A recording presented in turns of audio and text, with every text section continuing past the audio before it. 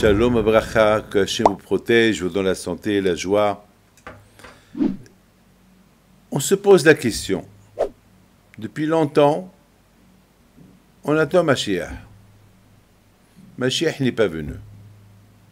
Chaque fois qu'il y a des événements de guerre, et on voit une perturbation dans le monde, on se pose la question. C'est le temps de Mashiach? Oui, c'est le temps de Mashiach, et il ne vient pas. Alors après, on attend encore pour qu'il y ait un autre événement. Mes amis, mais qui empêche Mashiach de venir? C'est la question que je me suis posée. Vous savez, mes amis, que Yaakov Avinu, avant de mourir, il a réuni ses enfants. Il leur a dit, je vais vous dire ce qui va se passer à la fin des temps. C'est-à-dire, il voulait même révéler quand Mashiach va venir. Et à un moment donné, il a commencé à parler autre chose. Il ne leur a pas dit. Alors, Ramim, ils disent que Hachem, il lui a enlevé l'idée de dire quand Mashiach va venir. Pourquoi? Pourquoi pas? Qui nous le dit? Pourquoi Hachem n'a pas voulu qu'il nous dise? Quand Mashiach va venir? Le contraire, c'est bien qu'on sait quand il va venir. Eh bien, mes amis, la raison, elle est, et j'ai pensé cette belle raison, que Mashiach, on ne peut pas savoir quand il va venir. Tout dépend comment nous, on est avec Hachem, pour que Mashiach y vienne. Combien c'est notre désir de voir Mashiach venir, alors il viendra. Si on ne veut pas de lui, il ne va pas venir. Si rien qu'on dit, we want Mashiach, on veut que Mashiach il vienne, on ne le pense pas. Vous savez, lorsque quelqu'un rencontre une femme, il ne va pas la marier que pour le plaisir du mariage. Non. Et parce qu'il aime, il veut se marier avec elle. Il veut fonder un foyer avec elle. Elle lui plaît. Il sent que c'est elle sa moitié. C'est pas, elle ne va pas la marier sans aucune raison. Vous savez que nos sages disent qu'il ne faut pas se marier par intérêt. Parce que la fille elle est belle, parce que la fille elle est riche. C'est que tu l'aimes que pour son argent, tu l'aimes que pour sa beauté. Alors que Dieu préserve, si elle perd son argent, ou si elle devient moche, parce qu'elle a fait un accident et est devenue moche, elle a des boutons partout, alors tu vas la divorcer. Donc, il faut la marier parce que c'est ta femme, parce que tu sens que c'est ta moitié. Il ne faut pas qu'il y ait un intérêt dans le mariage. Là aussi, Mashiach, avec Mashiach, il faut qu'il y ait sans intérêt. Et je voudrais vous dire quelque chose. Il y a beaucoup de gens qui veulent se sauver, je ne sais pas, de la France. Pour aller où? Il y a ceux qui veulent partir au Panama, il y a ceux qui veulent partir à Miami, il y a ceux qui veulent partir, venir en Israël, il y a ceux qui veulent partir à gauche, à droite. Pourquoi? Parce qu'ils ont peur. Mais non. Une fois que tout va bien, tu vas regretter, tu vas retourner en France. Il y a beaucoup de gens, c'est ce qu'ils ont fait. Ils ont émigré à gauche et à droite, et à cause de la peur, une fois que ça s'est calmé, ils sont retournés là où ils sont venus, avec rien du tout, et aujourd'hui ils sont vraiment dans la misère. Mes amis, celui qui veut émigrer, celui qui veut aller quelque part, il faut qu'il réfléchisse. Il faut qu'il voit ce qu'il va faire, pourquoi il veut aller. Il ne faut pas prendre des décisions vite. Vous savez, celui qui prend des décisions vite, il échoue à la fin. Il y a beaucoup de gens qui prennent des décisions sans penser. Et à la fin, ils se réveillent, c'est trop tard. Mes amis, Mashiach, si vraiment on le veut, il faut qu'on prie. Je voudrais vous dire quelque chose. Lorsque la personne quitte ce monde, après 120 ans, la première question qu'on lui pose, comment tu t'appelles? Donc, il ne faut pas oublier le nom. C'est la raison pourquoi on a un passouk. Alors, vous les hommes, vous les femmes qui m'écoutent, demandez à votre rabbin quel est le passouk qu'il va apprendre. Moi, je connais le mien. Je m'appelle David. Alors, j'ai mon passouk à moi qui s'appelle Dirsho Hashem ve'ozo bakisho panav tabili, un passouk. Parce qu'on dit que lorsque la personne quitte ce monde, la seule chose qu'il n'oublie pas, c'est la Torah. Alors maintenant, et même le nom, on l'oublie. Vous vous rendez compte? On oublie tout. Parce que l'autre monde, c'est notre monde. L'autre monde, il n'y a pas de carte d'identité. Il n'y a pas de passeport. Il n'y a pas de... On ne prend pas d'argent, on ne prend pas de chéquier. Il n'y a pas de permis de conduire. Il n'y a pas de carte bancaire. Il n'y a rien. Alors comment tu vas te rappeler de ton nom? Alors pour se rappeler du nom, nos sages ils disent il faut apprendre un passouk. Il n'y a que la Torah qu'on n'oublie pas. Alors demandez à votre rabbin, parce que ça n'existe pas. Déjà, il faut avoir un nom juif et il faut avoir un passouk. Dans le passouk, c'est écrit dans les livres. En général, tous les rabbins connaissent les noms. Donc voilà, renseignez-vous. Ou bien si vous voulez, vous pouvez nous écrire. Envoyez-nous votre nom. Mais il faut avoir un nom juif. Et nous, on vous dira c'est quoi le passouk que vous allez... ça va prendre un peu de temps pour répondre à tout le monde. Mes amis, ça c'est la première chose qu'on pose à la personne après 120 ans. Comment tu t'appelles? Ok. Maintenant, il y a un jugement. Toutes les bonnes choses qu'on a fait et les mauvaises choses qu'on a fait. Et on fait la balance. Avec les deux dieux, après 120 ans, qu'il y aura beaucoup de mitzvot plus que des averot qu'on a fait. Comme ça, on peut être acquitté. Mais maintenant, avant qu'on passe au jugement, on nous pose une question. Tzipita la Geoula, est-ce que tu as attendu Mashiach? C'est l'une des questions qu'on te pose. Est-ce que tu as attendu Mashiach? Que vous allez répondre? Vous allez dire oui, mais avec le bon Dieu, on ne joue pas.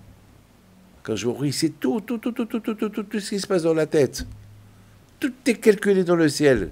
Comme c'est écrit dans Pirkei Avot, Aïn Ro'a, Ve'ozeh Shoma'at, Ve'cho Ma'asecha B'Sefer Nichtavim. Tout ce qu'on fait dans la vie, c'est écrit dans le livre. Et on voit tout ce que tu fais. Et on entend tout ce que tu dis. Aujourd'hui, on voit, il y a des écoutes. Beaucoup des fois, là où tu es, il y a des écoutes. Vous êtes à l'aéroport, il y a des caméras de partout. Vous voyez des boules. Partout, il y a des boules. C'est quoi ça? C'est des caméras. Ils surveillent. Tout est surveillé. Aujourd'hui, bientôt, dans le monde entier, bientôt déjà, en France, en Amérique, il y a des rues entières qui sont sous surveillance. Combien de fois on a vu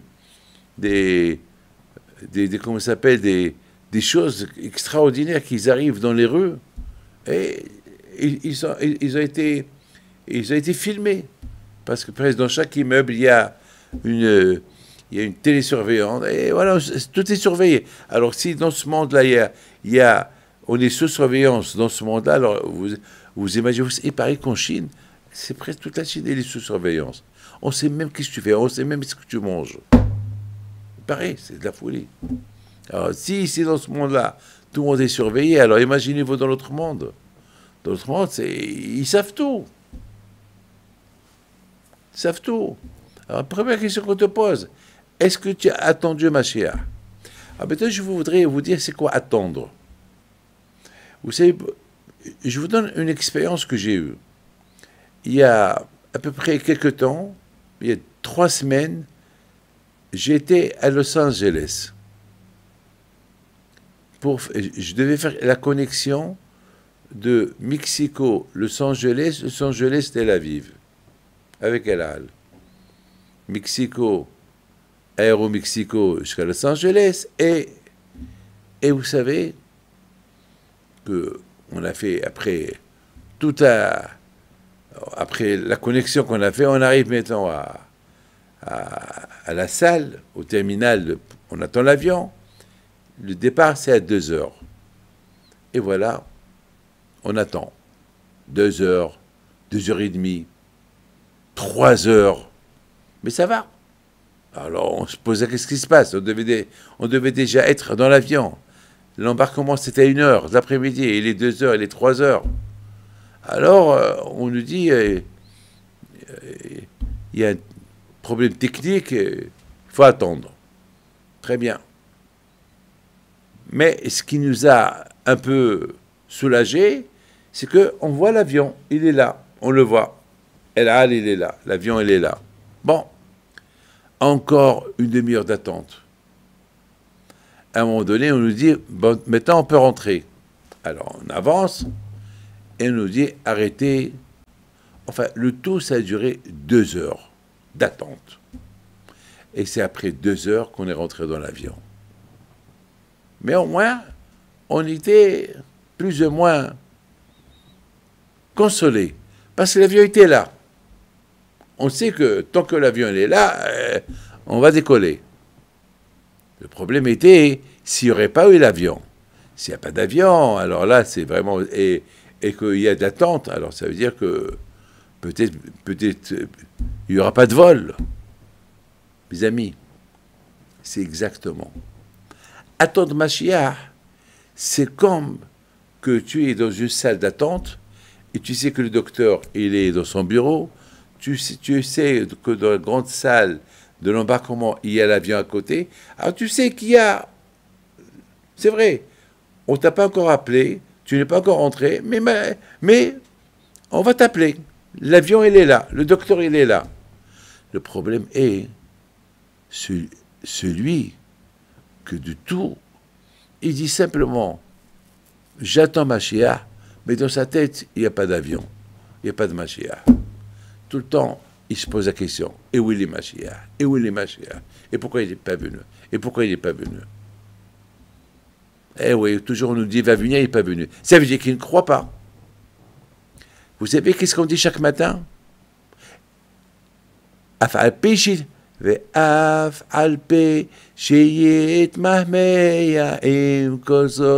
Même qu'il n'est pas venu, même que ça fait des milliers d'années qu'on attend, malgré tout, je l'attends, il est là, l'avion il est là, Mashiach il est là, il y a une attente. Il y a une attente. Il est là. Le problème, c'est que lorsque, dans l'attente que la personne, il attend Mashiach, et dans sa tête, il attend comme ça. S'il vient, il vient, il vient pas, eh bien, il vient pas. Ça fait des milliers d'années qu'on nous dit qu'il va venir, il n'est pas venu. C'est ça, la gravité de la... Et c'est ça qui empêche Mashiach de venir. Parce que Mashiach, il nous attend que nous. Je vous raconte une histoire spectaculaire. À Los Angeles, il y a une femme, elle a la centaine aujourd'hui. Je la connais très bien. Une sadéquette. Elle a une valise depuis la mort de son mari. Son mari, il est mort il y a à peu près 40 ans. Et elle, à l'époque, elle avait 60 ans.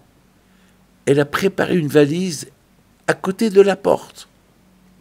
Et toujours... C'est une femme très aisée, une famille très aisée, et lorsqu'on lui pose la question, c'est quoi cette valise à côté de la porte? C'est quoi sa réponse? Eh ben, je sais qu'un jour, Mashiach va venir, et tous les morts, ils vont ressusciter, et puis c'est le vêtement que je vais porter pour aller accueillir mon mari, avec Mashiach. Parce que je veux que mon mari, il aimait cette robe, donc je vais mettre cette robe. Et cette robe, elle est là dans cette valise, avec du parfum et tout, toujours, tout le temps à côté de la porte. Et tout le temps, elle ouvre la valise, elle regarde que tout est là. Jusqu'à maintenant. C'est ça ce qu'on pose comme question après 120 ans à la personne. Est-ce que tu as attendu Mashiach? Alors, à toi de répondre, oui, j'ai attendu. Cette femme, elle est... C'est ce qu'elle va répondre.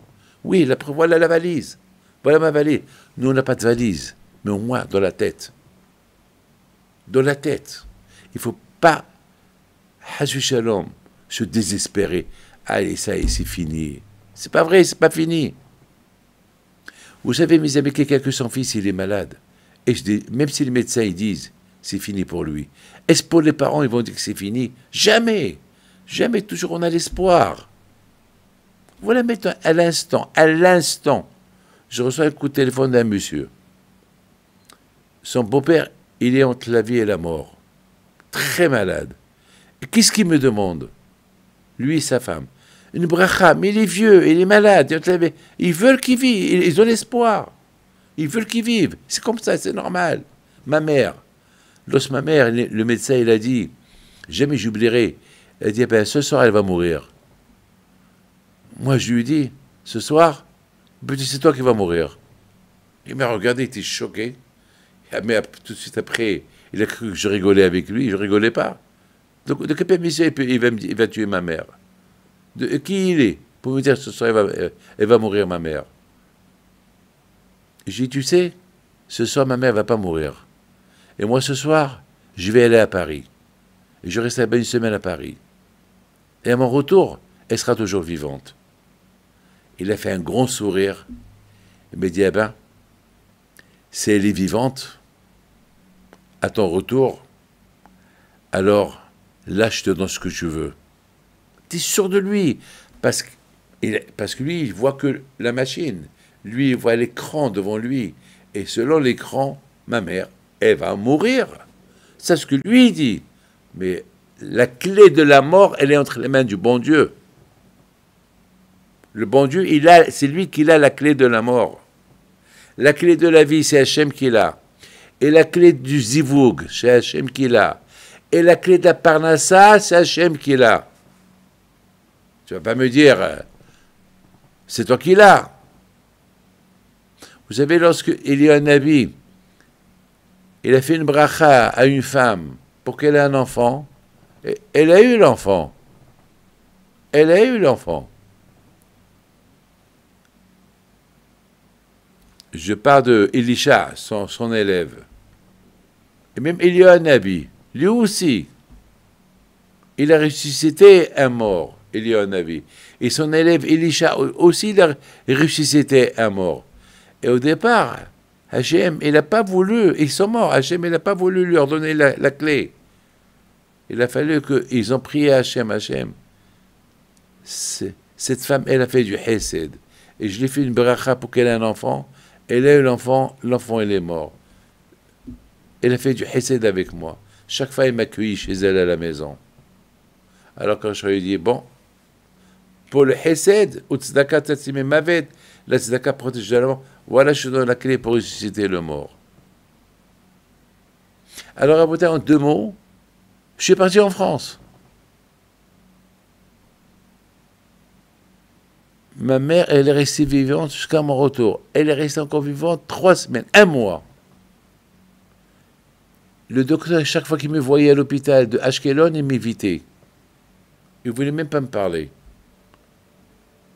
Et un jour, c'est moi qui lui ai parlé. Il m'a dit, eh ben, je ne comprends pas. T'as raison. Atat Sodek, t'as raison. T'as raison, t'as raison. Atat Sodek, t'as raison. Je ne comprends pas. Je ne comprends pas comment ta mère, elle vit. Je dis, parce que la prière. Mais maintenant, on a changé de prière.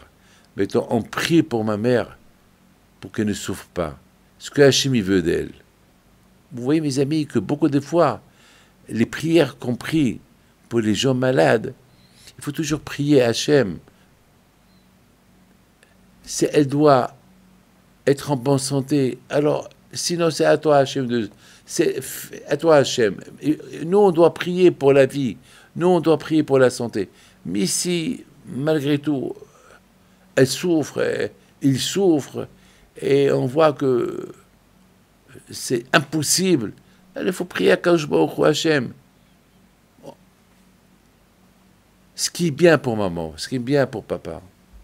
Toi, tu sais, Hachem, nous, on veut qu'elle vive. Mais toi, Hachem, tu connais ce qui est bien pour papa, pour maman. C'est toi qui sais. Qui veut se séparer de son père? Qui veut se séparer de sa mère ou de ses enfants? Personne. Il y a un soldat qui était entre la vie et la mort. Tout le monde priait pour lui. À la fin, il est mort. Mais tout le monde priait pour lui. On savait que c'était pas possible, mais quand même. C'est ça, Mashiach. Mashiach, il ne faut pas se désespérer. Et le fait qu'on se désespère de temps en temps, eh ben c'est ça qui fait qu'il n'est pas venu. Vous savez que le Hafetz Haïm alav Shalom, il avait lui aussi, il lui était Kohen. Vous savez que ce Mashiach, il va venir, eh ben, il va construire le Beth Amikdash. Et lorsqu'il va construire le Beth Amikdash, les Kohanim, ils vont retourner au travail du Beth Amikdash. C'est les Kohanim, les patrons du Beth Amikdash. C'est eux qui font les sacrifices, c'est eux qui font tout. Lorsque Mashiach, il va venir si Dieu veut. C'est les Kohanim qui vont s'occuper du Beth Amikdash. Et le Havetz Haim, c'était un Kohen. Et le Havetz Haim, il a préparé des vêtements spéciaux pour travailler au Beth Amikdash. Et ils étaient à côté de la porte, lui aussi. Était prêt. Dès qu'il entend Mashiach arriver, tout de suite il va prendre ses vêtements de Kohen. Quel émouna! Ah ben c'est ça la question qu'on pose à la personne après 120 ans dans le ciel. Est-ce que tu as attendu Mashiach? Est-ce que tu l'as attendu? Est-ce que tu l'as attendu? Voilà. Mais tu ne peux pas répondre, oui, j'ai chanté chaque jour, oui, want Mashiach, na, oui, na. C'est que ta bouche qu'elle chante. Lorsque tu embrasses ton fils, tu l'embrasses avec tout l'amour. Surtout si après 2, 3, 4, après 10 ans que tu n'as pas eu d'enfant, et voilà, mais le bon Dieu t'a donné un enfant. Waouh! Tu vois en ton enfant Mashiach, tu l'embrasses, tu joues. Chaque fois qu'il te sourit, eh ben c'est comme ça. Il faut. Lorsque quelqu'un, mes amis, il attend pour que sa femme, elle tombe enceinte, 1 an, 2 ans, que Dieu préserve, est-ce qu'il va se désespérer? Moi, je connais des gens, ça fait 20 ans, qui sont mariés, ils n'ont pas d'enfants, je les vois tout le temps, ils ne se désespèrent pas. Même que le médecin leur ont dit, vous savez, mes amis, hier, je rentre à la yeshiva, je vois un monsieur que je ne connais pas. Il habite au Yerushalayim. Je lui dis, je te connais pas. Il m'a dit, moi je vous connais, mais j'ai honte de vous parler. Je lui dis, mais qui vous êtes? Il m'a dit, eh ben, si je suis là, eh ben, c'est grâce à vous. Je dis, grâce à moi. Pourquoi grâce à moi? Il m'a dit, parce que ma mère, elle venait vous voir à Paris, tout le temps, elle n'avait pas d'enfant. Après 10 ans, elle n'a pas d'enfant. Un jour, et c'est hier, je vous donne la parole d'honneur, hein. Je ne vous mens pas, à Shalom. J'ai pas l'âge de mentir, hein, mais je sais, c'est dur ce que je vais vous dire. Et ma mère, tout le temps, elle vient, tout le temps, elle vient. Et à la fin, vous lui avez dit, madame,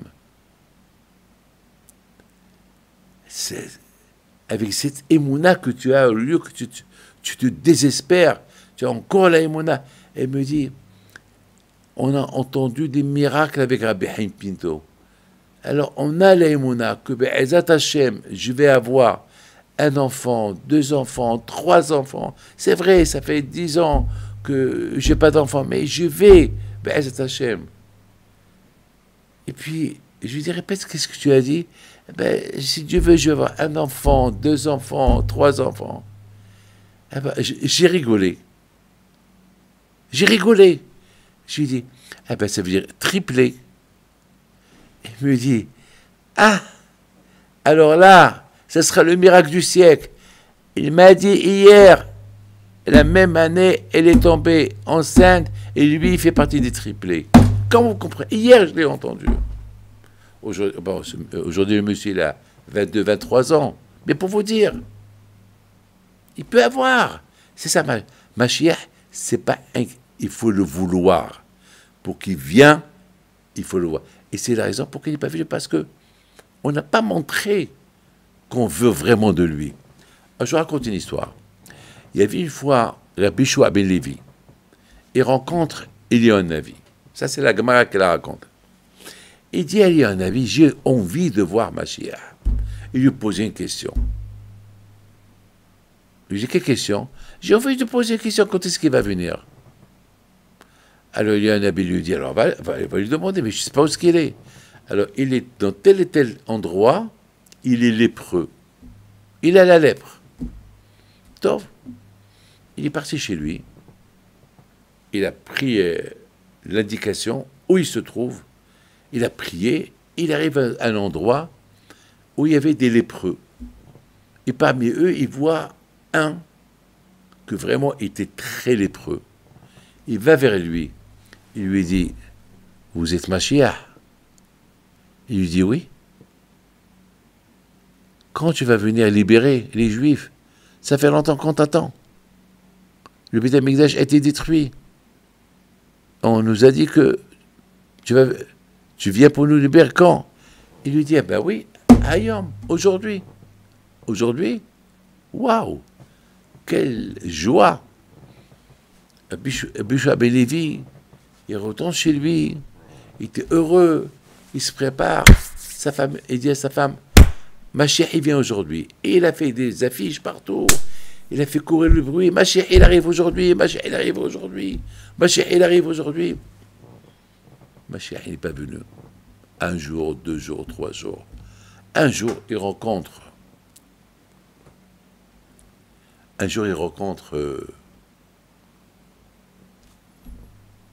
Il y a un Navi. Il lui dit, il y a où? Alors tu l'as vu? Tu as posé ta question? Il dit, oui, je l'ai vu. Je lui ai posé la question, mais je ne comprends pas. Je lui ai posé la question quand est-ce que tu vas venir? Il m'a dit aujourd'hui, il n'est pas venu. Il n'est pas venu. Mais quand il t'a dit? Il m'a dit, Hayom, aujourd'hui. Alors, il y a un avis, il dit à Abishua ben Levi, il t'a dit Hayom. Hayom imbekolo tishma'o. Ça veut dire que chaque jour, Mashiach, il peut venir si on écoute sa voix. On écoute la voix d'Hachem. On fait teshuva. Ça veut dire que le potentiel, il est là. Hayom, il peut venir aujourd'hui. S'il n'est pas venu, c'est pas à lui de dire pourquoi tu n'es pas venu. C'est à nous de se poser la question. Est-ce vraiment on veut de lui, on ne veut pas de lui? Et c'est ça qui empêche la venue de Mashiach. C'est pas lui. Lui, il est prêt à venir. Hayom et Bekolo Tishma'u. Il faut vouloir, le vouloir, arriver. Mais le problème, il est, on le veut rien qu'avec la bouche. On ne le veut pas avec les sentiments. On ne fait rien pour, vraiment, pour qu'il vienne. Il faut, vous voulez savoir comment on doit attendre Mashiach? C'est comme lorsque tu joues le loto. Lorsque tu remplis le loto, ben, tant qu'il n'a pas joué le loto, dans ta tête, tu es gagnant. Parce que tu as un potentiel, peut-être tu vas gagner. Aujourd'hui, tu vas être milliardaire.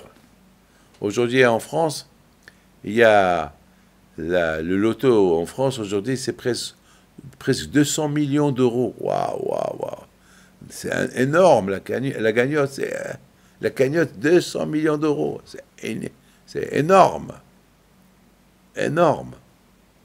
Mais tant que ces numéros ne sont pas montés, donc chacun, il pense, ça y est, je vais gagner. Eh bien, mes amis, chacun de nous, on doit avoir on doit avoir le même scénario dans notre tête. Ça y est, Mashiach, il va venir maintenant, il va venir maintenant. C'est pas encore joué, mais il va venir maintenant. Il va venir maintenant. Et c'est comme ça qu'il faut être. C'est pas, tu te désespères. Ça y est, comme quelqu'un il a joué au loto, il vient chez moi, il me dit Rabbi David Rek, un numéro. Je lui remplis le numéro. Il prend le numéro, il me fait comme ça. Je dis que tu as. Yeah. Rabbi David, combien des rabbins m'ont donné des numéros, et j'ai jamais gagné. Tu vois, je lui dis, Alhamar, je lui dis, peut-être maintenant tu devais gagner avec cette phrase que tu as dit, tu as perdu t'as tout perdu. Alhamar, je lui dis. Ferme-la, je lui dis, pourquoi tu parles? Tu viens chez moi, tu me dis, je te donne un numéro, et je te donne un numéro, et comme ça tu attends à gagner. Mais tu t'es insulté toi-même. Alhamar.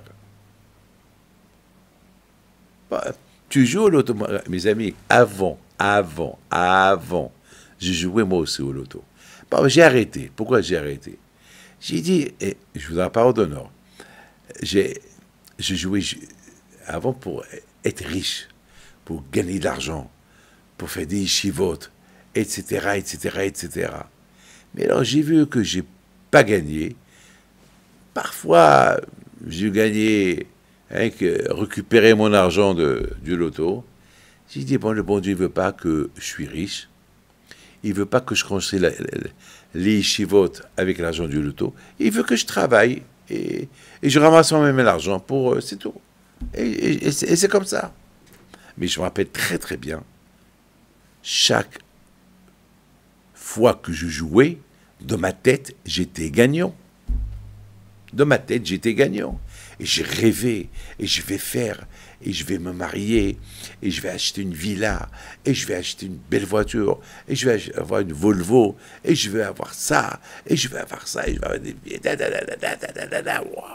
rêves, des rêves, des rêves. Jusqu'au mercredi soir, je vois les numéros, je regarde mes numéros, perdu. Mais jusqu'à que j'ai vu les numéros, dans ma tête, j'étais gagnant. Rabotaï, demain pour Mashiach. Dans la tête, on doit être gagnant. Dans ma tête, Mashiach, il va venir, il va venir, il va venir. Il va venir. Mais attends, mais j'ai jamais gagné. C'est pas grave. Aujourd'hui, tu vas gagner. Allez, aujourd'hui, tu vas gagner. Et même que tu as perdu, tout de suite, allez. Ouais, il n'est pas venu, Mashiach. Allez, je remplis encore l'autre. Allez, recommence encore la taïmouna à 15 jours. Et c'est comme ça. C'est la première question qu'on te pose après 120 ans. Ah, maintenant, je me suis posé une question. À vous de réfléchir. Quelle est la raison que Mashiach, il est lépreux? Voilà. Pourquoi Mashiach, il est lépreux? Pourquoi il a la lèpre? Vous savez pourquoi? Parce qu'on sait très bien que celui qui parle de la shonara, celui qui parle de la médisance, c'est écrit dans la Torah, sa punition c'est la lèpre. Vous savez, la chose la plus dure, c'est de parler de la shonara sur quelqu'un. La médisance. Il y a un grand rabbin qui s'appelle Rav Miller. Il dit une belle phrase. Il dit, il y a quelqu'un qui va donner un coup de pied à son ami. Un grand coup de pied à son ami.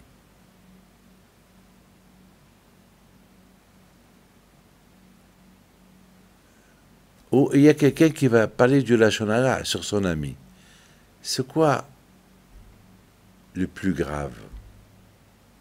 Donner un coup de poing à ton ami ou parler du lashon hara sur ton ami? Il dit, donner un coup de poing ou un coup de pied à ton ami, c'est vrai, tu vas donner un coup de poing avec toutes tes forces. Mais jusqu'à que tu donnes le coup de poing, peut-être tu vas réduire la force. Peut-être tu ne vas pas le donner. Beaucoup de fois, on veut faire du mal à quelqu'un. Je prends une bouteille pour la jeter sur quelqu'un, et à la fin, je ne la jette pas. Je dis non. Je veux donner un coup à quelqu'un, et à peine je ne le donne pas. Ou même si je le donne, je réduis la force du coup. Mais le lashon hara, c'est une balle qu'elle sort de la bouche. Lorsque tu commences à parler, une fois que tu tires une balle, tu ne peux plus la récupérer. Une fois que tu as pris une flèche, tu l'as jetée, c'est fini. Tu tues la personne. C'est comme la balle. Une fois que tu as visé quelqu'un, c'est fini. Une fois que tu commences à parler, ça y est, la balle elle est sortie. Tu ne peux plus l'arrêter. Mes amis, le fait que beaucoup de fois on ralentit notre émouna sur Mashiach, ça veut dire qu'on parle du lashon hara sur Mashiach. Moi, je dis à quelqu'un, je fais un cours, je vous donne la parole d'honneur. Beaucoup de fois, ça m'est arrivé que j'ai donné des cours de Torah sur Mashiach, et parfois il y a des gens qui disent, il va venir. Et tout le temps, on nous dit, il va venir. À la guerre du Golfe, ils ont dit qu'il va venir. À la guerre de 6 jours, ils ont dit qu'il va venir. À la guerre de Kippour, ils ont dit qu'il va... À l'époque de la Shoah, ils ont dit qu'il va venir. Et en 48, ils ont dit qu'il va venir. Et on a dit qu'il va venir. Et tout le temps, on a dit qu'il va... Et voilà, il n'est pas venu. C'est comme si on parle de la Shonara. Et vous savez, la Shonara, celui qui parle de la Shonara, la punition de la Shonara, c'est la lèpre. Étant donné que nous tous, malheureusement, on est complices, nous tous, on n'a pas une émouna à 100% sur le Mashiach. Donc, comme si on parle de la Shonara. Mais au lieu que c'est nous que le bon Dieu punit, c'est le Mashiach qui y a la lèpre. C'est lui qui est puni. Voilà. Voilà pourquoi Mashiach, il a la lèpre. C'est pas parce que Hachem, il veut le punir. Le pauvre, il n'a rien fait, Mashiach, pour qu'il ait la lèpre. Il n'a rien fait. Ah, pourquoi il a la lèpre? Pourquoi il a la lèpre? Parce que sinon qu'on devait l'avoir. Parce que chaque jour que Mashiach n'est pas venu, c'est parce que nous, on ne l'a pas attendu. Parce que chaque jour, il y a le potentiel qui vient. Hayom, aujourd'hui, et s'il n'est pas venu, c'est nous.